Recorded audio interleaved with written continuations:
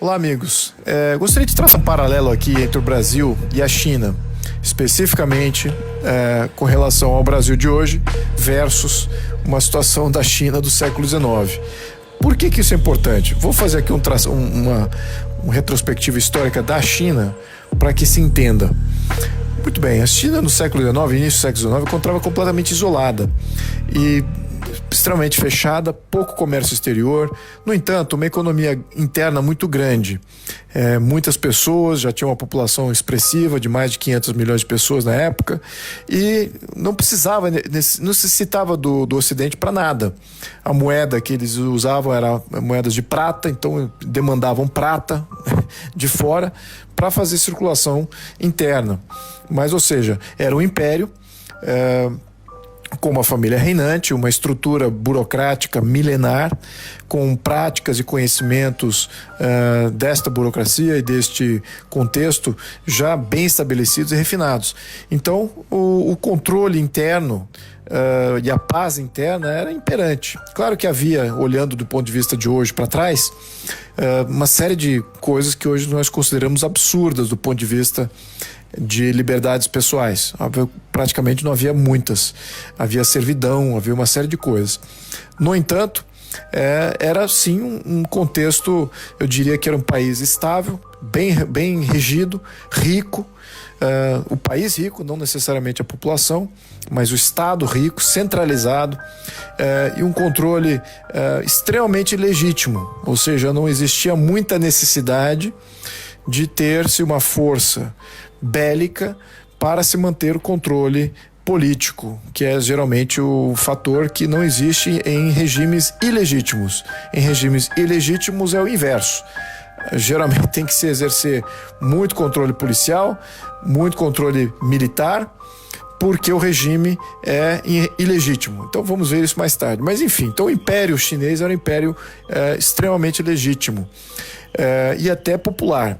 No entanto, com o advento esse pouco comércio exterior que existia e a Inglaterra se tornando praticamente viciada em chá, criou-se uma situação em que a Inglaterra precisava comprar chá da China em volumes cada vez maiores. E a China só aceitava prata. E isso gerava um problema na balança de pagamentos da Inglaterra. De uma outra colônia da Inglaterra, que era a Índia, descobriram que lá o ópio, seus bulbos do ópio poderia ser comercializado na China a um grande lucro, porque era proibido o ópio na China. Então houve aqui uma violação de uma lei, não muito frontal, porque foram feitos através de uma série de intermediários, mas a Inglaterra efetivamente lutou para o tráfico de drogas na China, no século XIX. Isso é fato. Claro que ela nunca se colocou como tal, né? Típico modelo inglês, né? Uma fachada, uma fachada de gentleman. No entanto, estavam fazendo tráfico de drogas e fomentando isso com o poder bélico da Inglaterra, ao ponto que, através de embaixadores, o imperador chinês enviou cartas e uma série de expedições à Inglaterra pedindo para a rainha da Inglaterra que reconhecesse que o tráfico de drogas na China era prejudicial para o povo. A população chinesa estava se intoxicando, estava gerando todo tipo de problema econômico, político, administrativo, e isso como uma parcela expressiva da população se intoxicando, chegando a bater dizem na época, 12 milhões de pessoas, em termos disso, no começo, na primeira guerra do ópio, né, que acabou sendo gerada. Bom, enfim, claro que a Inglaterra virou a cara a essas demandas, não reconheceu absolutamente nada disso, continuou com esse tráfico de pagando com ópio o chá que a Inglaterra tanto queria. E, obviamente, que o ópio ali entrando de maneira ilegal na China e contaminando cada vez mais. Então, enfim, essa negligência de reconhecimento dos ingleses, dos pedidos dos chineses, gerou uma reação mais enérgica dos chineses. Eles efetivamente tomaram da Inglaterra uma série de carregamentos, queimaram volumes e volumes de carregamentos, fizeram bloqueio de barcos, e obviamente que a Inglaterra não gostou nada disso. Os mercadores pediram uma recompensação, o chinês não quis fazer essa recompensação, o inglês também não se viu como sendo o culpado disso. Então a Inglaterra se viu obrigada a não pelos chineses, claro, mas sim pelos mercadores, a ter que pedir reprimendas, né? Ou seja, que sejam recompensados, que esses traficantes de drogas sejam recompensados pelos chineses. Então eles agiram militarmente, invadiram uma série de portos, acabaram abrindo uma série de novos portos que estavam fechados em função desse bloqueio de comércio exterior que a China sempre teve. Acabaram abrindo novos portos e forçando a mão sobre a China com relação a abrir portos e estabelecer comércio, e também incrementar ainda mais o tráfico de ópio dentro da China. Então foi um tapa na cara. Acordos internacionais que foram estabelecidos foram totalmente assimétricos. Dentro deste contexto aparecem outros pleiteantes vendo que a China estava realmente fraca, e nesse contexto de guerra do ópio se vê exatamente o atraso da China, num contexto em que a Europa evoluiu tecnologicamente, industrialmente e belicamente muito mais do que a China naquele momento do século XIX. E com forças e com população muito inferiores em termos de números e uma série de capacitações de navegar, lembrando que a China tinha uma marinha mercante gigantesca também, mas não era bélica e muito menos equipada para fazer grandes... Não havia praticamente uma marinha para defender da marinha inglesa. E também os exércitos chineses estavam muito mal municiados, eram volumosos, mas não existiam tecnologias de guerra equiparáveis às tecnologias de guerra dos ingleses, que no século XIX já se demonstravam aí como a maior potência imperial, com um exército talvez o mais moderno do mundo naquele momento. Então foi muito fácil para o inglês dominar o chinês naquele momento, forçar a mão nos termos comerciais. O inglês, por sua vez, foi muito inteligente de não exigir controle político ou uma interferência política. Então eles deixaram o imperador perdeu uma série de portos e poderes de controles de pessoas que poderiam vir fazer comércio na China. Os portos se tornaram totalmente abertos. Os transeuntes que ali apareciam de todos o Império Britânico ali, hindus, ingleses, europeus de toda sorte. Franceses depois vieram pedir as mesmas condições, também se apresentando com um poder imperial bélico superior à China. Depois russos, japoneses, e aí claro que os americanos também, todos aí com modelos de nações favorecidas, né, nações privilegiadas, em que eles teriam as melhores condições de comércio do que qualquer outro que vinham ali pedir abertura de portos. Então o imperador chinês se viu completamente desmoralizado nesse sentido.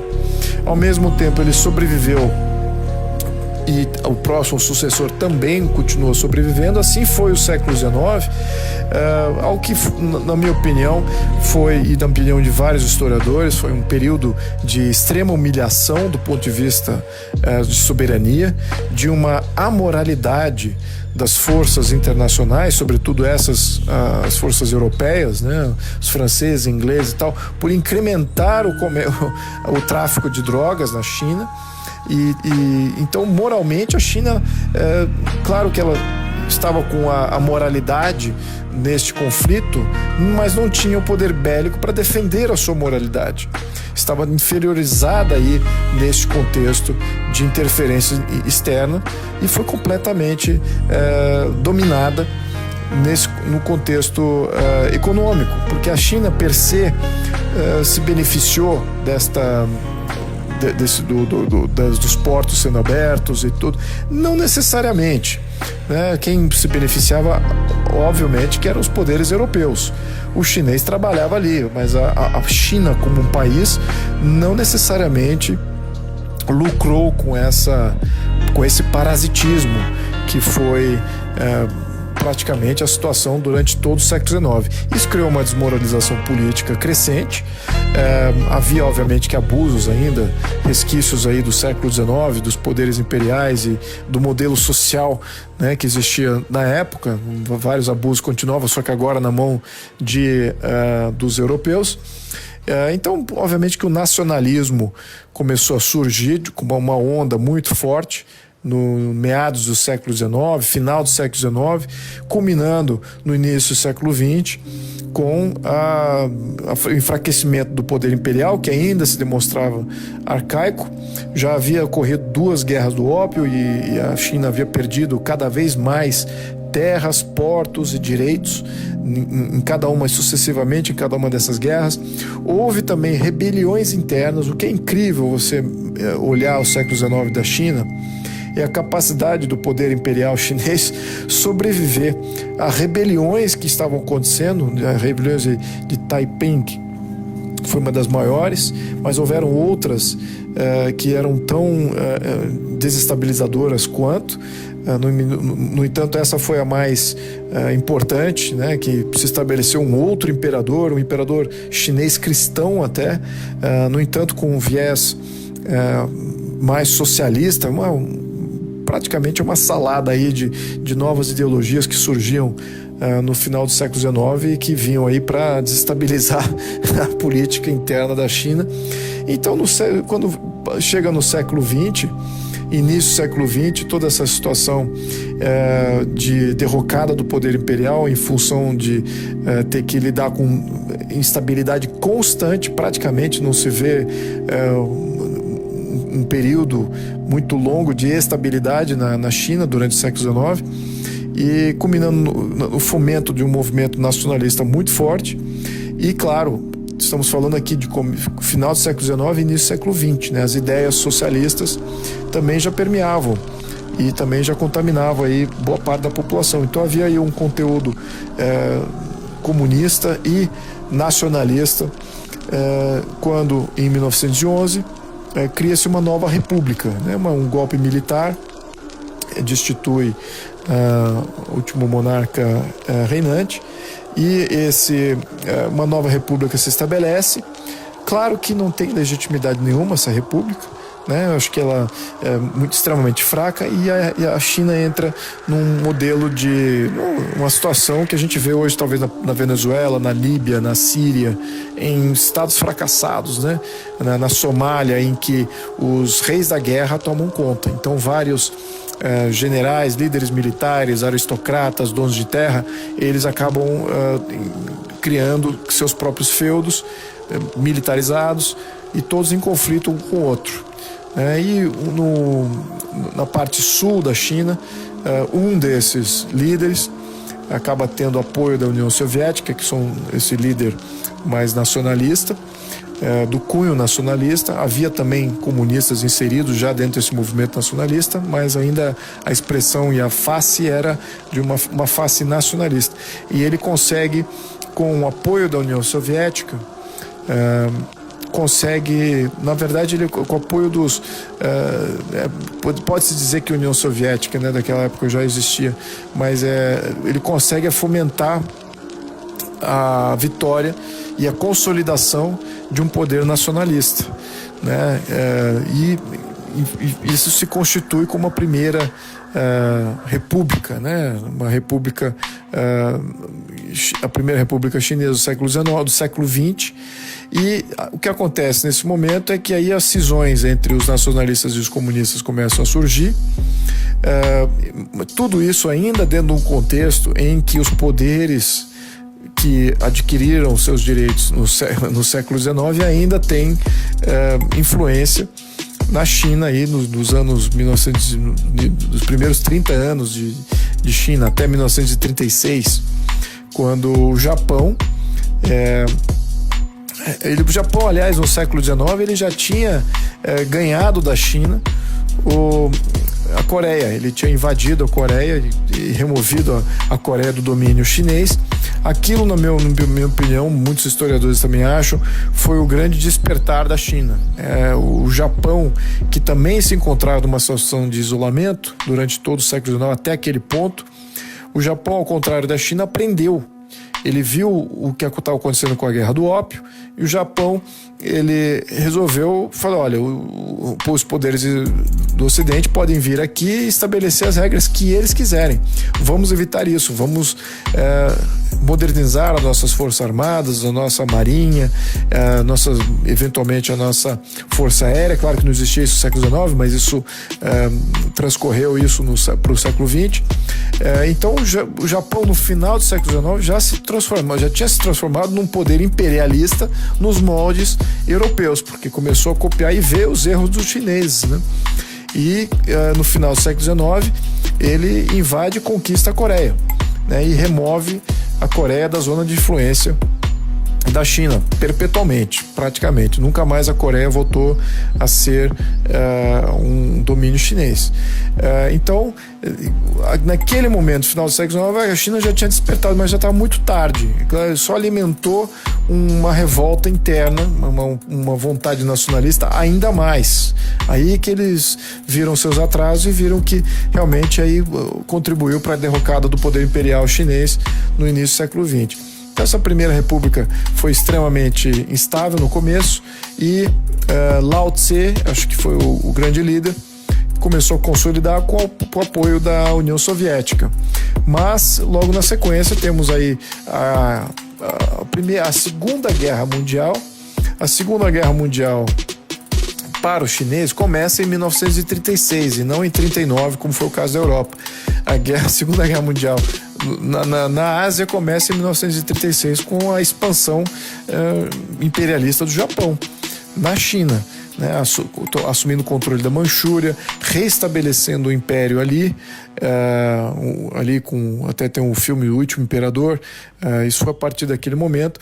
Então, de 1936 até 1945, 46 efetivamente, nós temos aí um momento em que a China de novo está em conflito. Então são praticamente 100 anos de conflitos e bélicos enormes, internos, né? A China não estava lutando para defender suas fronteiras ou atacar do ponto de vista imperial até esse momento, né? Então estava só protegendo suas fronteiras, seus interesses e, claro, ali cada uma dessas rebeliões e momentos de conflito, de instabilidade gerava mortes, no volume de mortes inacreditáveis, né? Então houve a Segunda Guerra contra o Japão, que foi extremamente sanguinária. Os japoneses realmente moralmente os japoneses perderam aqui nesse conflito, né? Agiram de uma forma extremamente